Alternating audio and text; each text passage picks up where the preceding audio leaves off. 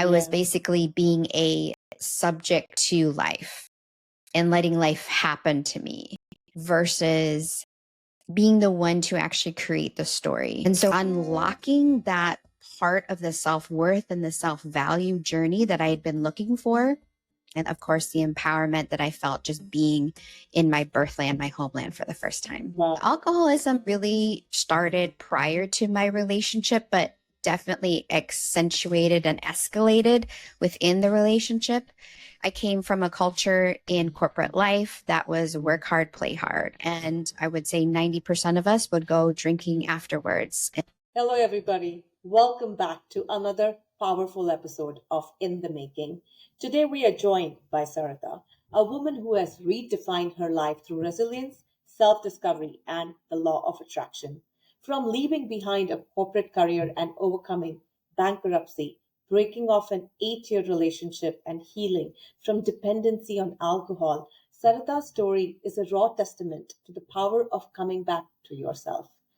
Get ready for an episode filled with bold truths and radical self love. Sarita, thank you so much for joining me today. Thank you so much for having me. I really appreciate it. It's really exciting to be on the other side of the podcast. You left everything behind to start fresh. What did that moment of deciding to come back to yourself look like for you? Yes, the moments were really in stages in different chapters, but it was that moment when I sat down and asked myself, what is it that Sarita actually wants? And that's when I had the moment of clarity. Wow. I think so many of us hit that point, right, where we are running on autopilot. We're stuck in cycles that completely drain us. It's so powerful to hear stories like yours where you break free from it all. Corporate life can feel suffocating, but it's also comfortable for many. How did you navigate the fear of leaving the security of a corporate job? Leaving a very stable position with benefits and everything was absolutely terrifying. But what kept me going and what drove me was my actual happiness. It was also giving myself a little bit of a time frame of trying to figure things out. So, yes, taking a leap of faith, because my motto really in life is act now, think later, and also giving myself a time frame of figuring things out, speaking with my partner at the time, coming up with a plan to make money, just giving myself an allotment. It's interesting, right? Because we're often told to value security over self fulfillment, but sometimes the biggest risks lead to the most profound transformations. You mentioned being raised in a different culture from your origins. How has reconnecting with your roots helped you in your healing journey? Yes, I was adopted from Central America, El Salvador, at the age of 3 years old and raised in the Midwest in the United States. This was in the mid to late 80s, very disconnected from my culture and my language. And throughout my life, I had exposure, like little tastes here and there, almost like appetizers of experiences with other people that were of my same culture who spoke Spanish and had similar upbringing. And up until my late 80s, living in San Diego, California, definitely assisted in being more exposed to people that speak Spanish. I felt more a part of something versus being super disconnected from it as a child. And then the most monumental part of it was actually visiting my homeland not that long ago. A lot of adoptees really search outside of themselves for this need for value and self-worth. Yeah. Unlocking that part of the self-worth and the self-value journey that I had been looking for. And of course, the empowerment that I felt just being in my birthland, my homeland for the first time. Wow. I think you just reminded me of a beautiful quote by Bell Hooks. And I'm going to read that out. The moment we choose to love, we begin to move against domination, against oppression. It sounds like reclaiming your roots was an act of love towards yourself, Yes. which many times people already have that from birth. But for you, you had to find that. Yes. Yes. You were caught in cycles of payday loans and alcohol dependence. What was the first step in breaking free from those cycles? Could you also describe on what led you to that level of alcoholism? There are a lot of people that may be watching you today who are probably going through the same problem, same issue, same troubles, and they need to get out. And maybe it's you. Yes. The indicators for me was bankruptcy, money, and then the alcoholism. The breaking point was coming to my knees, having a moment like something has to give. Like, this is just not working anymore. I look back at the old Sarita and I think she was utilizing alcohol and money to escape from her reality, escape from everything that was on her plate. At the time, it was a combination of working a corporate job. I was in a relationship with a significant other who had children.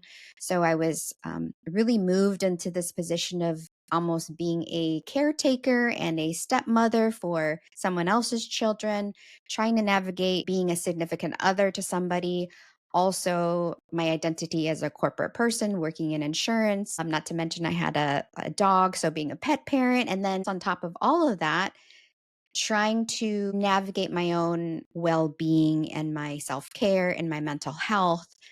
And so utilizing things like alcohol to drown out all the emotions and feelings that I was having at that time, and going on binges with spending money and telling myself, "Oh, I'm worthy of this like new purse, or I'm worthy of this like really extravagant meal because I work so hard and put so much effort into things," not realizing that these kind of superficial things were not getting and penetrating to the lower, deeper level work that I was really avoiding at that time. Wow. And how's your relationship with the kids? My relationship with the children was a bit of a challenge. The younger one, we definitely had a better relationship because he was a little bit younger. There were two boys, they were teenagers, and luckily boys are a little bit easier than girls. That's been my experience. And I was met with a lot of resistance, at least with the older one, seeing his parents divorce. And so I came in that very tender time into his life as a woman. And so he would say some things to me in a very hurtful way because he was hurting so badly. So Yeah. my attempt in having a relationship with them was all out of love, but it was also me trying to navigate this new identity that I was really just kind of thrown into when I moved in with my significant other for about 8 years. Yeah. I mean, I can totally understand. I have two boys, and it's boys can be really easy, but they have this emotional quotient that's pretty much Yes. unseen. And you're right, because the kids would only speak something that's hurting them because they are so pure at heart. But going into the teenagers, it's different. They are evolving the hormones that Oh, yes. none of us know how individually they are going to respond to things. So, was it the primary reason that started with the whole alcohol addiction for you? And then at some point, you also mentioned about bankruptcy. Can you tell, like, how did these started participating in your life? Yes, the series of events. So the alcoholism really started prior to my relationship, but definitely accentuated and escalated within the relationship. I came from a culture in corporate life that was work hard, play hard. And I would say 90% of us would go drinking afterwards and have happy hours. And so that led into my weekends, and my significant other actually I met via the play hard part of my life. So I realize now that a lot of our relationship did focus around alcohol, having a good time. And of course, that trickled into our relationship, our dynamic at home. It was something that I ended up having to heal after I stepped out of that relationship. It was so habitual. It wasn't even thinking about it. And then the bankruptcy, it was basically the payday loans that led up to bankruptcy. So I was having a very rocky relationship with money and finances. I grew up with a single mom. And so my mother was very thrifty with her money. She was good at penny pinching. And so I decided to do the complete opposite and spend my money frivolously, just not really thinking. And then getting into the relationship and moving in with my significant other, I really thought that, oh, we'll be sharing finances. Everything's going to disappear. Well, in reality, it actually got worse. In that relationship, I ended up getting in payday loan cycle. And the most interesting thing is I never communicated this to my significant other. He was very unaware of my financial issues. If anything, he was always very happy that I would contribute. But on the other end of that was me uh, really flailing and suffering in massive debt. And it just got worse. And so when I ended my relationship with him, I realized how much I had depended on him for a number of different things that I didn't even think about. Not only was I brokenhearted, I ended up having to file bankruptcy shortly after that. Wow, that's huge. Thank you for sharing, Sarita. And I know it's not easy for you to share this. Being vulnerable is the hardest, and you've done the hardest part so easily. So grateful that manifestation and the law of attraction played a huge role in your healing. Yes. How do you respond to skeptics who see these practice as a woo woo? Yes, I love, love, love this question. We normally hear about the law of attraction through a woo woo experience. It's like a book or a show or somebody introducing things to us. And that's our first taste of the law of attraction. That's how it was with me. Well, there's so much science actually behind the law of attraction with neuroplasticity, neuroscience, with quantum physics, quantum mechanics. And so basically, for somebody that is new to the law of attraction or manifestation, I let them know that we create our reality with our mind. And that's proven in science with testing that's called the observer effect and also through the double slit experiment. And it basically proves in physics something would not exist if we were not the observer of it. So our mind is literally creating what it is in front of us. So this Got it. computer that I'm doing this podcast episode on, this microphone, would not exist had a creator not created it, right? And then I'm seeing it because I am the observer of the creation itself. So that's the beauty of the law of attraction and manifestation, that it's not just woo woo, it's actually very, very scientific. So I definitely recommend looking up those experiments on YouTube. It's very fascinating. We are the observer of the thing that we create. I love that. I definitely believe in it. I have not practiced it enough to speak for itself, but I have a huge belief factor. I think it's also, fascinating how manifestation, when practiced with intention, really does change the way you perceive opportunities Yes. and challenges in your life. For someone who's in the thick of financial, emotional hardship, what's the one thing you tell them to start manifesting the life they want? And what is the right approach to just begin somewhere in life? Yes. So I can speak from major experience here. Most likely, if you're experiencing some financial hardship or emotional strain in your life, there's a lot of emotions going on right now. The most important thing I would say is to get to a state where you feel safe, meaning come back to yourself and your body, because that's what you have in this life, right? You have this body. And it's really important to stay regulated, whatever that means for you. For me, it helps to take really deep breaths and remind yourself that you're here, that you're present, you're alive, you're breathing, and then you can transition into things that you're grateful for in that moment. Again, it could be as simple as the air in your lungs, the fact you woke up in the morning. And then you can move on to a little bit bigger things like your connections, friendships, family connections you have, the health you have. There's always something to be grateful for. And gratitude is what has personally helped me in those moments remember that everything's going to be okay. And then also you can go on to the next step, tapping into what exactly does abundance feel like to you? What is like the opposite of what you're, currently feeling, which is like the financial disparity or the heaviness of the emotion? What's on the other spectrum, right? What is that you desire to actually feel? And tap into those feelings as much as possible. And that's what I would recommend. Wow, I learned a lot. This is really helpful. You're welcome. I once heard someone say manifestation doesn't work unless you do.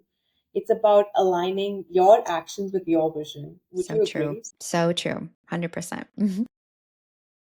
So, I wanted to talk a little bit about transforming your pain and then moving into your purpose. You left an 8 year relationship, filed for bankruptcy. These are massive life changes. Where did you find the strength in those moments to rebuild your life? Yes, I really truly believe now that I've been through this, not many people talk about how crappy it is to go through a breakup. And it felt like a marriage because I was together with the person for a long time. I feel people that haven't gone through something so massive or who are not professionally trained, it's hard to know what to say to somebody after they go through a divorce or go through a breakup or they go through something so significant. And I found myself struggling a little bit with certain friends who would send me love and tell me they're thinking about me, but kind of be in a position where they're like, I don't really know how to, support you. And then for me, I'm really grateful that I had a lot of time and space to, in my new place that I started to situate myself, to be able to have a lot of self reflection time, solo time. That was really important. And I'm very grateful that I was provided the opportunity to heal, to be supported by different communities. Therapy definitely helped. Oh my gosh, I can't talk enough about having a therapist, especially assisted in in the transition, not only the post breakup but also pre breakup, and helping me to vocalize and come to the conclusion this was something I had to do, the courage. And then of course the friends that were supporting in everything that happened. So it was a number of things, just having the solo time, having the community, having the friends, and having the willpower to realize that I really wanted to heal from these very massive uphill, upheavals in my life. Wow, that's incredible, Sarita. I think too many people are too scared of being alone, losing what they have built. But your story shows sometimes we have to let go to create a space for what's meant for us. It reminded me of the movie The Pursuit of Happiness. The whole movie is about building yourself from nothing. And you had everything and you lost everything. And then you rebuild yourself from nothing. It's incredible to hear your story on, how somebody can rebuild themselves in such a positive way. Thank you. Self-care and healing are often so romanticized. It's tough work. What were the darkest moments for you in your healing process, and how did you actually navigate through them? Yes. Self love is very romanticized and self care is very romanticized. We live in a culture that's about the more physical aspect of that. The beauty industry is huge on that. For me, one of the most darkest moments was the realization how much I was a victim to my circumstances, and that I wasn't taking the initiative and claiming my power and sovereignty to actually make decisions on my own. I was Yeah. basically being a subject to life and letting life happen to me versus being the one to actually create the story. And so Right. having that realization, I went through a group coaching program. It was a leadership program. And one of the exercises people had to do was to tell the energy that you were coming off as victim, victim, victim over again. And I was like, oh my gosh, you are so right. I have been a victim. I've played the victim. There was a lot of guilt, a lot of shame around that, thinking like, wow, all these years I've been doing that. And so breaking away from that identity, it wasn't just like, yay, I'm not a victim anymore. It was almost this like breakup process that was happening. Yeah. And that was really a challenge for me because it was such an identity that had held for so long. Going through this process of breaking up with myself in a way of like the version of Sarita that was a victim for so long. And what does it mean not to be a victim? How do I show up not a victim? I think that Yeah. was the most darkest part of my journey so far. Wow. I think your journey of healing, seems to have involved in so many layers of self-compassion, and it is wonderful to hear that. um, we heal the child within us and then the adult flourishes. So you're the perfect example of that. It was so wonderful to know your journey in short, and I'm sure there are a lot of deep impacts and deep thoughts, courageous moments that you share, and people would love to know how you have done this all by yourself. It's incredible. And while we are wrapping up, the episode, I have my favorite segment, which is called the rapid fire. I love that you do Are you that. ready for that? It's going to be short, quick, and quirky. Okay. So, what's one non-negotiable in your self-care routine? I have two. I love moving my body, walking, exercising, and then non negotiable. As long as there's a tub available, I'm taking a bubble bath. I love that. If you could manifest one thing right now, what would it be? It would be doing more of these. I love being on podcasts. That's so amazing. So, yes, manifesting more of these experiences on podcasts. What's the hardest lesson you've learned about abundance? The hardest lesson is actually appreciating that what I have when I felt like I had nothing. Wow, that's deep, Mhm. Sarita. I just had to think twice. The manifestation or hard work, what drives you more? That's interesting you say that because the old paradigm of manifesting is hard work. So it's Hmm. just changing and reversing our beliefs around manifestation and hard work. So the new paradigm of manifesting is being able to put in effort into something and be able to manifest with ease. If you could go back in time, what advice would you like to give your younger self? I would say stay as present as possible. Make sure to ask yourself, what is it that Sarita wants? Don't worry about what other people want from you. Don't worry about what other people will think about you, what other people say about you. Do what you desire in that moment and stay true to self. Wonderful, and that was lovely, Sarita. Thank you so much for your openness, your raw, powerful story. You've shown us that coming back to yourself is the most courageous journey we can all embark on. And to anyone listening who feels stuck in cycles, whether it's in a job, a relationship, or within yourself, or with your kids, remember, you know that the power to break free and start over is within you.